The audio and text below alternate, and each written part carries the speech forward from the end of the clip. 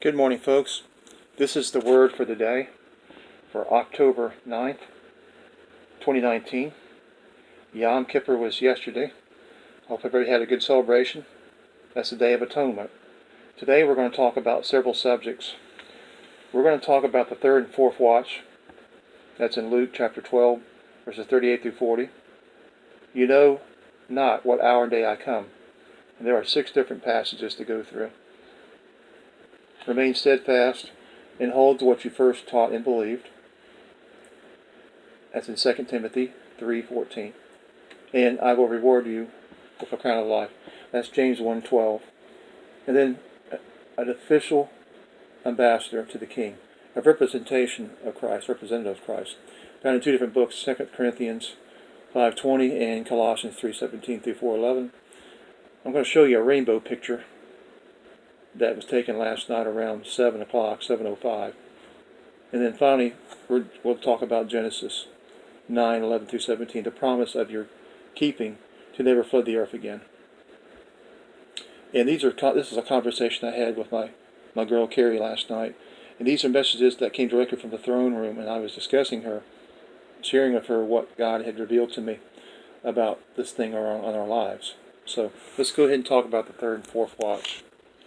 And that's in the book of Luke, chapter 12, verses 38 through 40. Okay, chapter 12, verses 38 through 40. And if he should come in the second watch, or come in the third watch, and find them so, blessed are those servants. But know this, that if the master of the house had known what hour the thief would come, he would have watched and not allowed his house to be broken into. Therefore, you also be ready, for the Son of Man is coming at an hour you do not expect. You know not what hour and day I come. Matthew chapter 24, verse 36. Okay, Matthew 24, verse 36. But at that day and hour no one knows, not even the angels of heaven, but my Father only. Matthew 25, verse 13. Watch therefore, for you know neither the day nor the hour in which the Son of Man is coming. Matthew 24, verse 42. Watch therefore, for you do not know what hour your Lord is coming.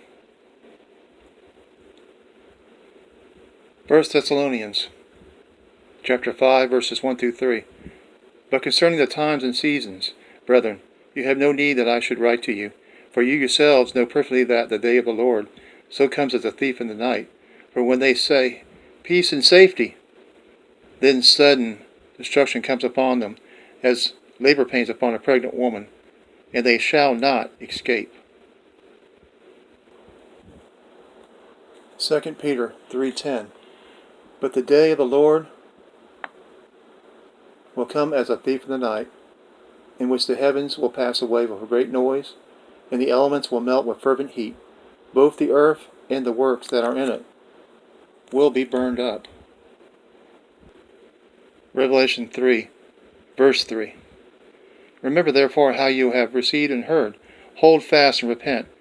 Therefore, if you will not watch, I will come upon you as a thief, and you will not know what hour will come upon you. Remain steadfast and hold to what you first was taught and believed. 2 Timothy 3:14. 2 Timothy 3:14.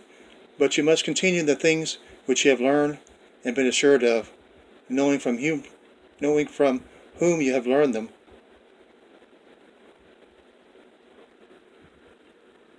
and I will reward you with a crown of life. James 1:12. James 1:12.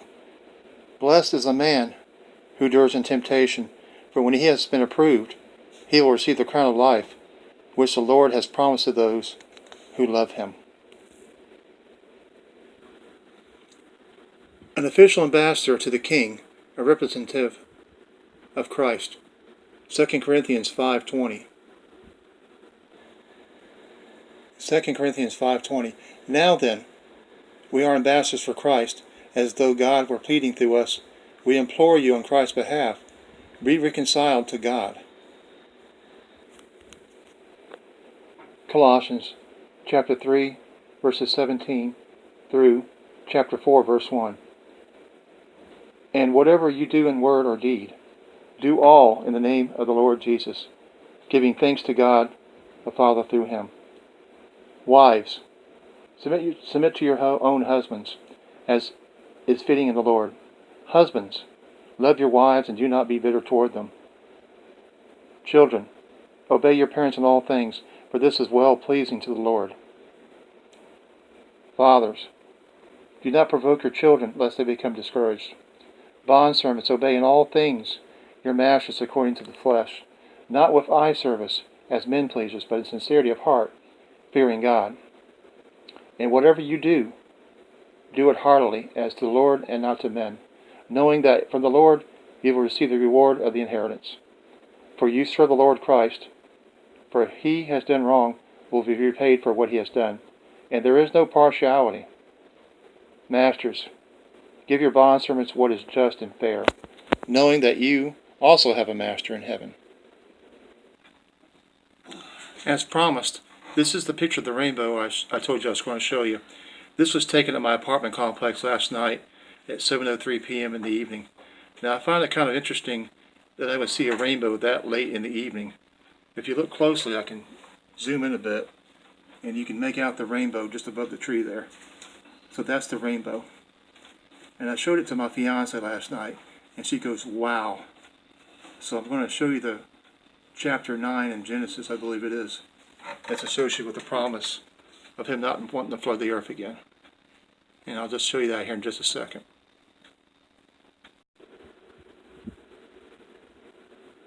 The promise of your keeping to never flood the earth again. This is found in the book of Genesis chapter 9, verses 11 through 17. Genesis chapter 9, excuse me. Genesis chapter 9, verses 11 through 17. Thus I establish my covenant with you. Never again shall all flesh be cut off by the waters of the flood. Never again shall there be a flood to destroy the earth.